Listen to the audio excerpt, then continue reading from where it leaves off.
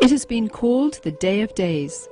It is a time of magic, pageantry, warmth, generosity and love.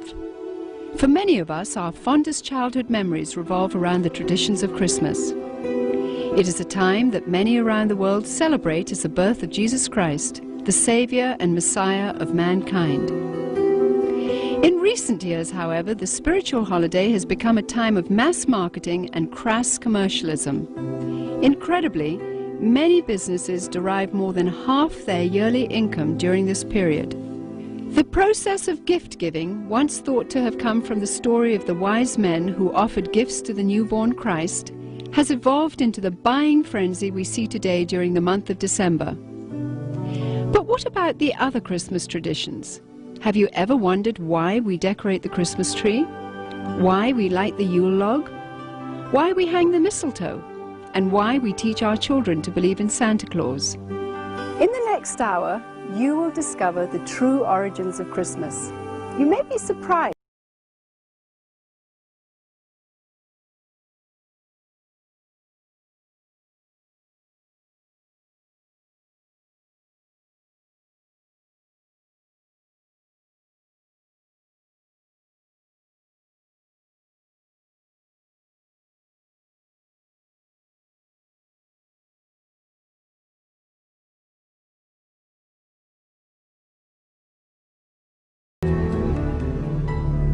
In the Northern Hemisphere during late December, the days are at their shortest lengths and the nights are at their longest.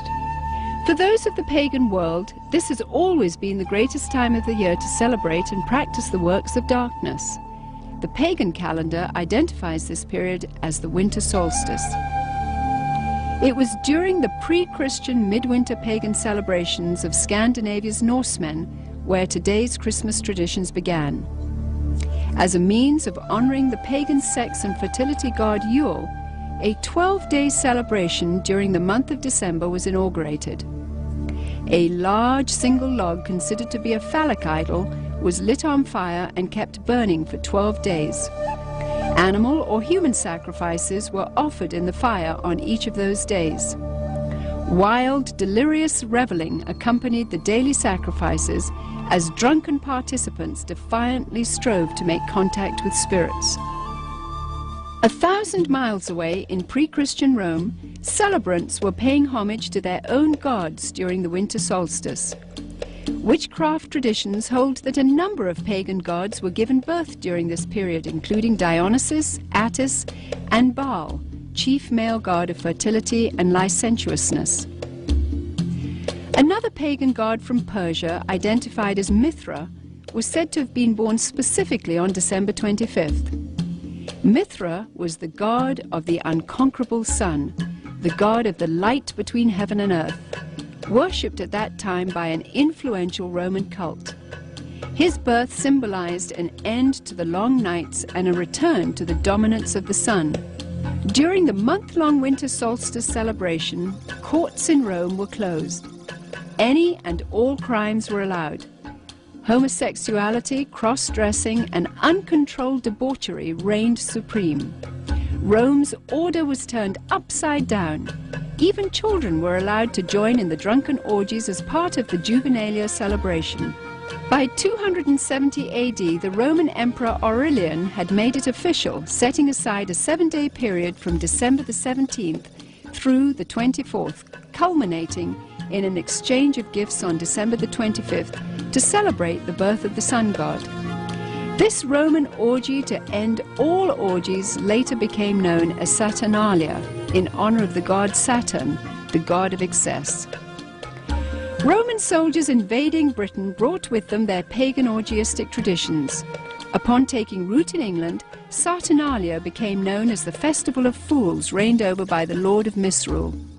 By the 4th century, the influential government-sanctioned Church of Rome, unable to outlaw the growing number of pagan practices, chose instead to adopt them into their so-called official Christianity.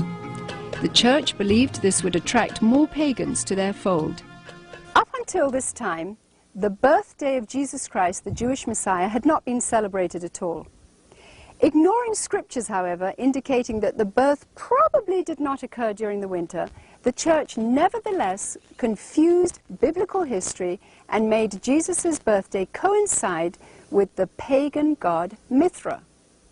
The birth date of the sun god had now become the birth date of the Son of God. It was hoped that the pagan celebrations of Saturnalia would merge into this new legally sanctioned form of Christianity. The Church's practice of changing the dates of Christian events to coincide with pagan festivals continued, and by the 7th century, Pope Gregory I had ordered Augustine of Canterbury to incorporate any and all pagan practices and customs into the expanding Roman Catholic Church. During the Middle Ages, the debased Mardi Gras atmosphere of what was now known as Christ's Mass had reached a fevered pitch. Common practices included open sex in the streets, rioting, murder, and a number of pagan druidic Halloween rituals. This blood-drenched celebration got so out of hand that by 1652, following the execution of King Charles I, Christ's Mass was finally outlawed in England. A religious reform movement began sweeping the country, led by Puritan Oliver Cromwell. The Puritans took the biblical mandate seriously, which commanded that Christianity remain pure and separate from paganism.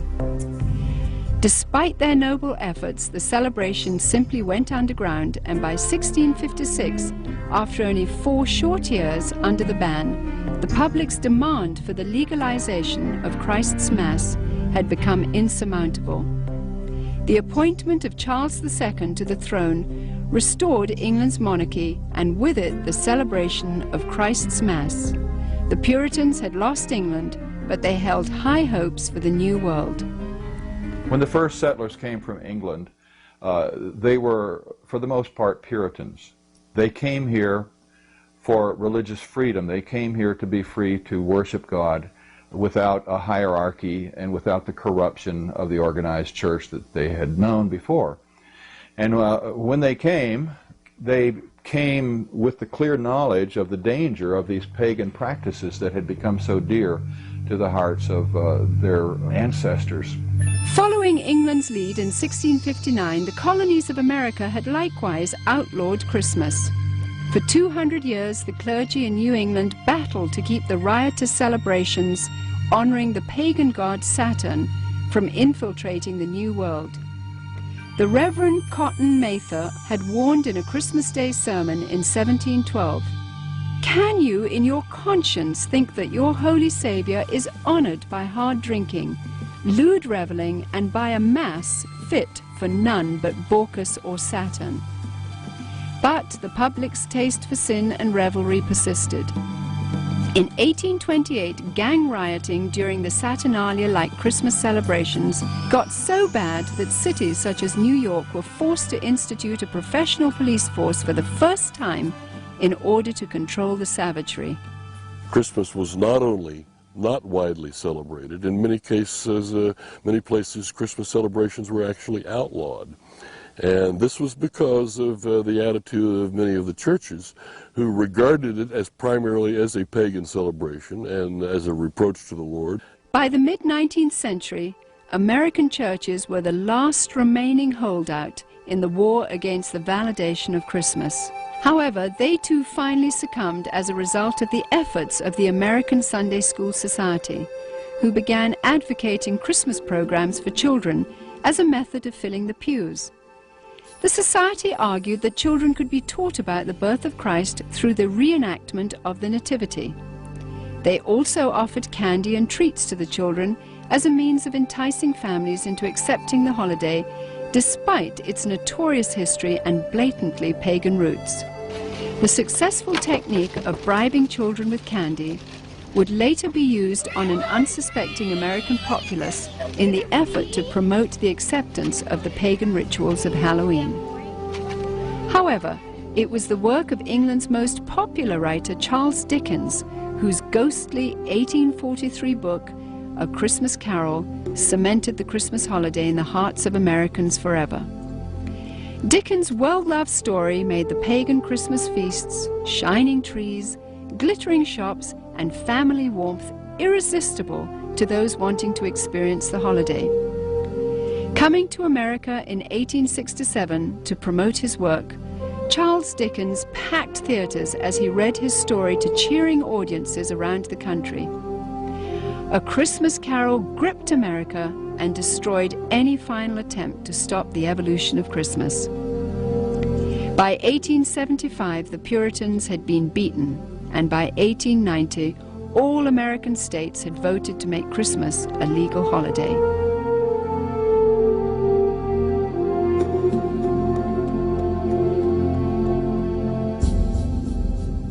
Today's tradition of the Christmas Yule log stems directly from the worship of the pre-Christian Scandinavian fertility god Yule.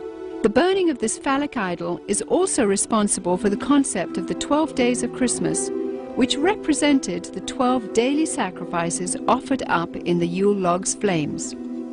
Another good example of the pagan elements of Christmas is the whole concept of Yule and the Yule log. The very term is derived from the Norse god Yule, spelled J-U-L. And every year around Christmas time, a huge log was cut down and fashioned into a fertility symbol and then burned for 12 days.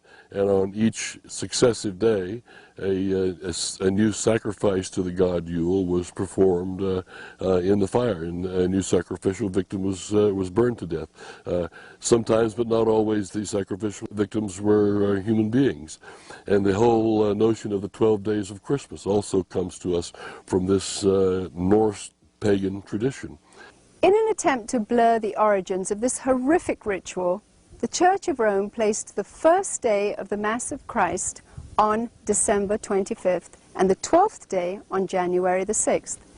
Despite no scriptural references for January the 6th, it was selected as the day the wise men supposedly arrived to offer gifts to the newborn Christ. This day then has become known as Epiphany. During the Dark Ages, the European custom of putting an oil-lighted wick lamp in the windows during the 12 days of Christmas signified to neighbors that the occupants were participating in the pagan worship of the phallic idol Yule. In today's commercialism, this is where we get the tradition of decorating our houses with Christmas lights. The Yule log custom was originally brought over to America by Scandinavian immigrants during the 1600s. And despite attempts to ban the tradition, it has stayed with us to this very day. Today, when we wish someone Yuletide greetings, we are in a sense invoking the power of the fertility god Yule upon that person.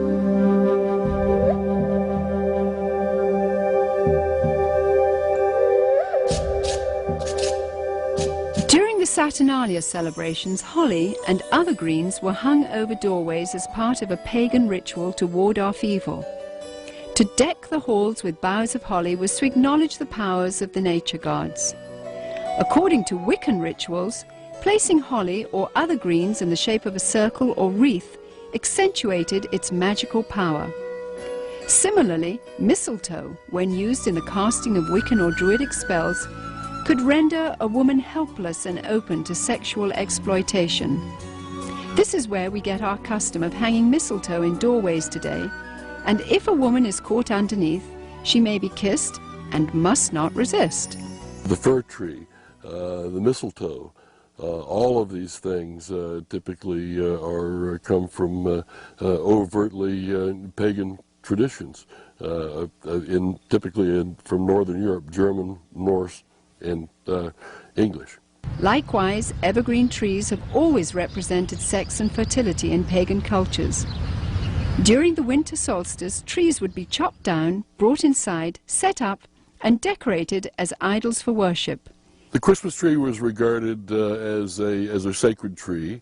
The pagans of Northern Europe typically worshipped trees. They regarded trees and groves as sacred. So the bringing of the tree into the house would be a way of bringing this supernatural source of blessing into your home. That was the whole idea, that there were spirits who resided in the trees. In the Middle Ages, the tradition of the winter solstice Christmas tree primarily took root in Germany.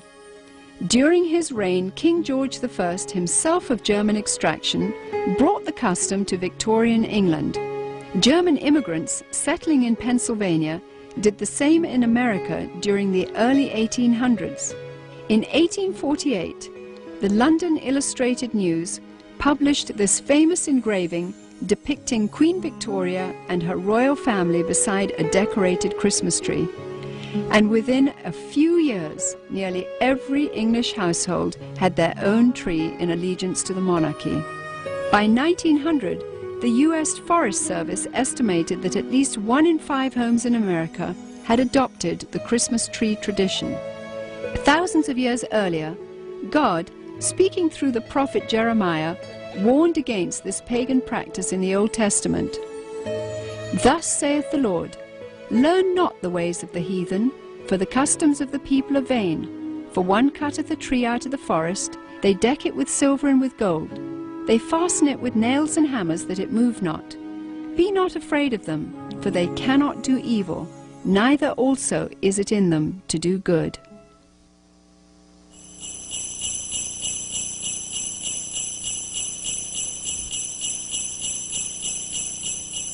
Santa Claus is another good example of a pagan element of Christmas. Santa Claus, as we know him today, is an amalgamation of several different traditions, but in most cultures throughout the world, you will find the existence of what is known as hearth gods, gods who guard the hearth and the chimney and keep the fires burning and make sure the food cooks properly and the people are warm and what have you. And at a certain time of year, in the middle of winter, typically, the hearth god dressed in red will come down the chimney to reward those who have pleased him during the course of the previous year, and to lay curses or hexes or other forms of punishment upon people who have displeased him.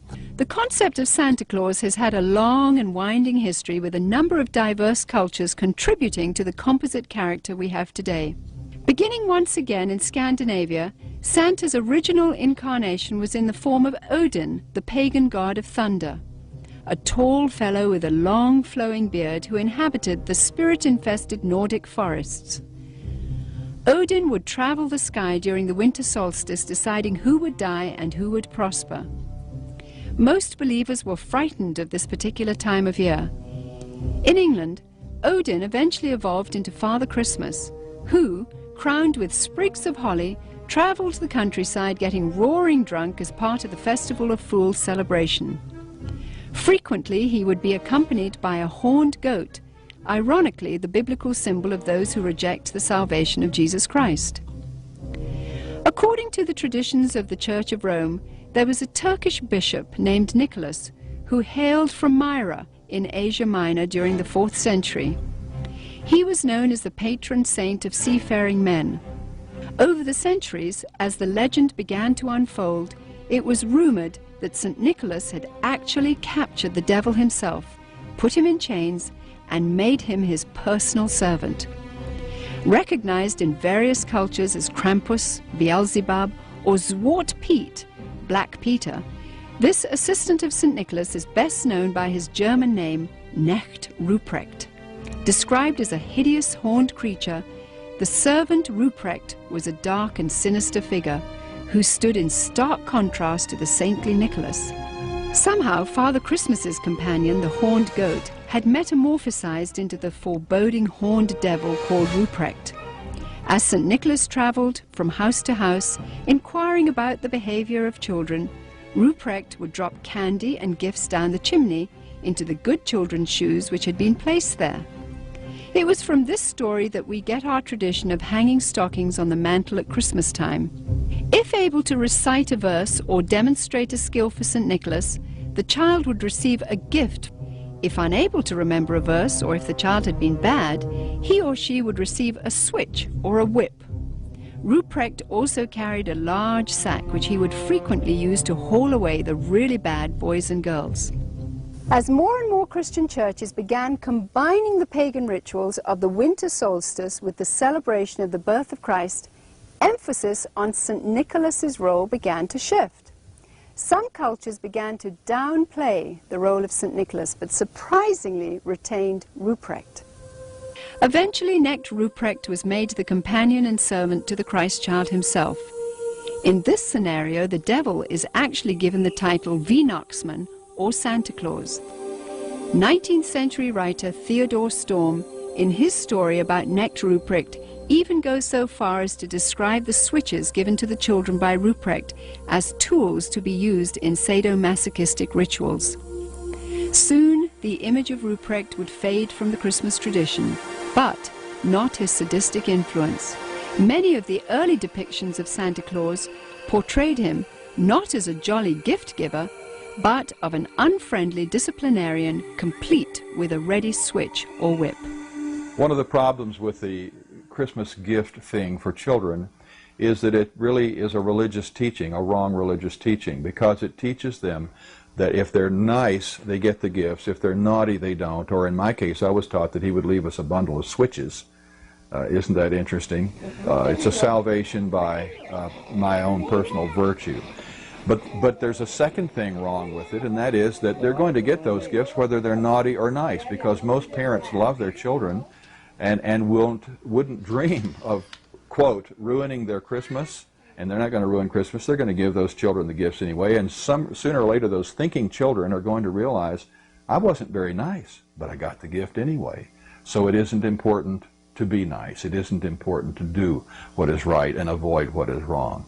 German immigrants coming to America during the 1620s tried to influence the New World with the stories of St. Nicholas and his gift-giving companion, Knecht Ruprecht. But somehow the idea just didn't take hold until almost 200 years later. In 1819, America's best-selling author, Washington Irving, used his influence to promote St. Nicholas in a popular Christmas story titled Brace Bridge Hall. Consulting Irving's writings, Episcopalian minister Clement Clark Moore penned a decidedly secular tale called A Visit from St. Nicholas in 1822. Later retitled The Night Before Christmas, Moore's poem was based on the tales of German and Dutch immigrants who had come to America. Intended originally only for his own children, Moore's story was published in the Troy Sentinel in New York and became an overnight sensation. Gone were the bishop's remnant of St. Nicholas.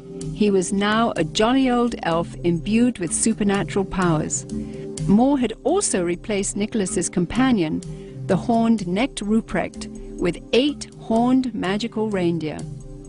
As the popularity of The Night Before Christmas grew, Moore became increasingly concerned that the story's emphasis on the supernatural and its disregard for Christ would reflect poorly on his position as a minister. As a result, he refused to take credit for its creation until the story became so popular that he could no longer resist. 40 years later, illustrator Thomas Nast, political cartoonist for Harper's Weekly, seared the image of Santa Claus into the minds of the world by creating a drawing which combined Moore's jolly old elf with images of St. Nicholas taken from his own native Bavaria. By 1880, Santa was a thoroughly secularized folk hero who had become increasingly irresistible to retailers worldwide. One factor that has contributed to the paganization of Christmas, the complete paganization of Christmas, has been the element of commercialism. It may seem odd to think of it in that context, but remember that Christ himself identified the love of money as a spiritual force in and of itself. And where it comes into play, it has a kind of naturally hostile effect on the gospel and the Christian faith. So the commercialization of Christmas has helped to highlight the pagan elements and to drive the overtly Christian elements further underground. To me, the most obscene thing about Christmas celebrations and customs as we know them is that as a result of these things, Jesus is displaced in the hearts of children by Santa Claus. The love, affection, appreciation, trust, the desire to emulate, these things that they should have in their hearts and minds as growing children for Jesus himself, to whom they owe everything. Instead, this has been stolen. This has been raped out of their hearts, in a sense, and displaced by the myth of Santa Claus. He takes the place of God or of Jesus Christ in the special world that is Christmas. He has supernatural knowledge of your history. He has supernatural knowledge of your present, of your attitudes. He's keeping a list. He knows who's naughty and nice. Your parents don't even know that. He's obviously got some conduit to knowledge that is beyond the human, and he flies through the air, capable of visiting every place on the globe in the course of a single night. In many, many ways, Santa exhibits supernatural qualities that provide a kind of surrogate deity or a substitute for God or for Christ. Myths, by definition, evolve and change, and things are added. We used to have a Santa Claus figure that was confused with St. Nicholas and confused with other pagan figures, and then somehow he evolved through the drawings of Thomas Nast and others into what we see today, but he had a sleigh with 8 supernatural reindeer that can fly. And so the Christmas traditions that are pagan continue to change. But the truth of Jesus, the truth of the Incarnation, the truth that the Word was made flesh and dwelt among us, never changes, never will.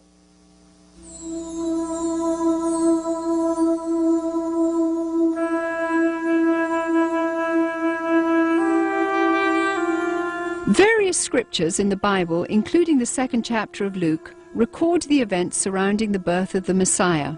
A decree from Caesar Augustus had gone out, requiring all people to return to the city of their origin for taxation purposes.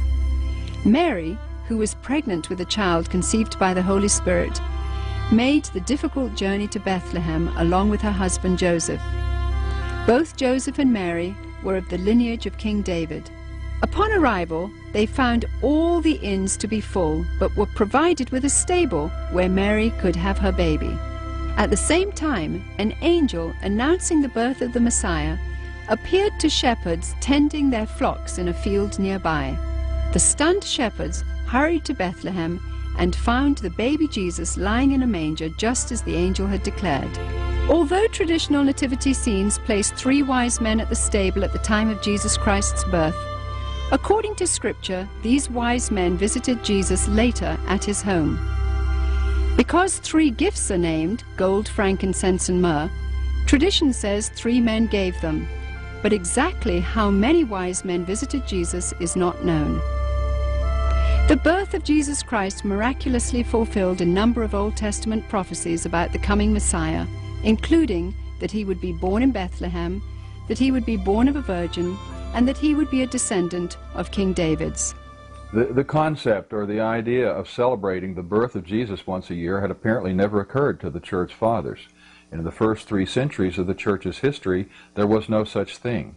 And I think God perhaps very carefully avoided telling us in the Scriptures when he was born. We can be sure of one thing: it wasn't in late December, and because in the first place, shepherds don't abide by their flocks in the fields by night in late December. It's too cold. They take them out in the morning to pasture, protect them while they eat all day, and then bring them back in at night. So it wasn't in late December. It's an interesting thing, and perhaps an intellectually tantalizing thought, to try to figure out when he was born.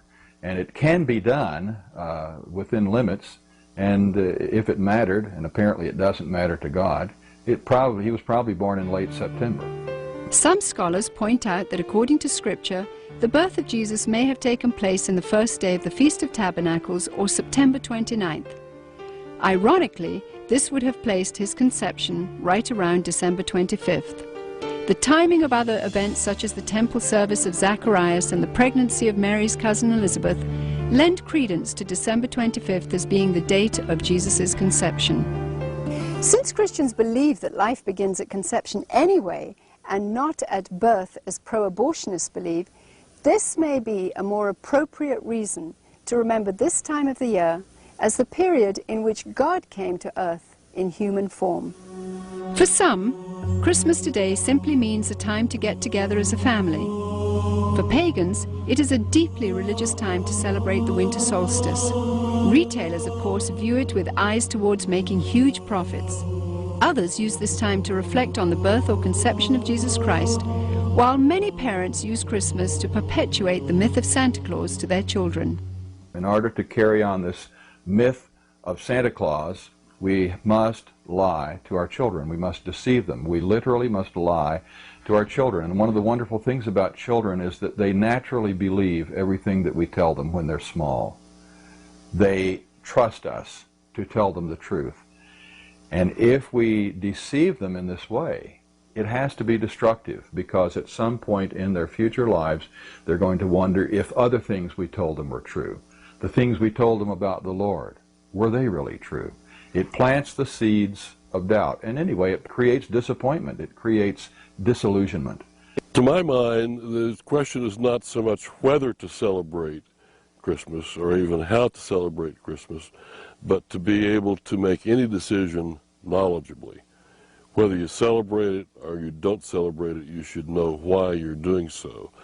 You should understand what the pagan roots of Christmas are, and with that knowledge, you can discount them or ignore them if you choose to do so. It is not the purpose of this film to tell you which Christmas rituals should and should not be practiced by you and your family. This is between you and the Lord. What Christians should be most concerned about, however, are the growing pagan influences infiltrating every area of our rapidly degenerating society.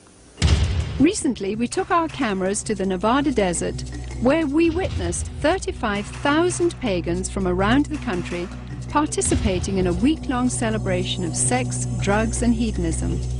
Here, everything was permissible and encouraged, except for the adoration of Jesus Christ.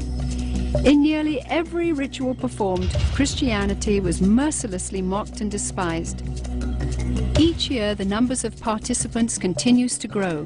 Its attraction is expanding worldwide as it recruits through the internet. It is sobering to witness what could be the wave of the future unfolding before our eyes. It is not only permitted in the public schools, in the government schools, to celebrate holidays. It is encouraged and in some instances required. But with this condition, they must be pagan. They must not be Christian. And Christmas time, they're certainly encouraged to put on Christmas programs and Christmas plays, but all references to Jesus, all references to the gospel, all references to the incarnation, all references to God must be omitted. They sing about Santa Claus, they sing about Rudolph the Red-Nosed Reindeer, and God only knows what else they sing about that isn't scriptural. Since the pagan elements in Christmas are so strong, and they provide virtually the entirety of the structure and the content of the holiday, there is no Christian element in the holiday. Therefore, it becomes the ideal, politically correct, culturally diverse, multicultural holiday for everyone. In the 17th chapter of John, Jesus taught that it was appropriate for his followers to be in the world, but not of the world, meaning that we should be involved in our world so as to have a positive influence, but not become corrupted by it. The mighty Joshua, in challenging his people, said, "Now therefore fear the Lord, and serve him in sincerity and in truth, and put away the other gods which your fathers served. Choose you this day whom ye will serve, but as for me and my house, we will serve the Lord." Rather than setting aside a few days of the year to remember the Lord, Christians should live with a day-by-day, moment-by-moment dedication of their entire lives to Jesus Christ. Then, and only then, will they be able to have victory over pagan influences and to have an impact on society for God the Creator. To those with a heart for evangelism, Christmas time provides a wonderful opportunity to tell others about the true gospel, about God's plan of redemption, and the real purpose for Jesus Christ entering the world.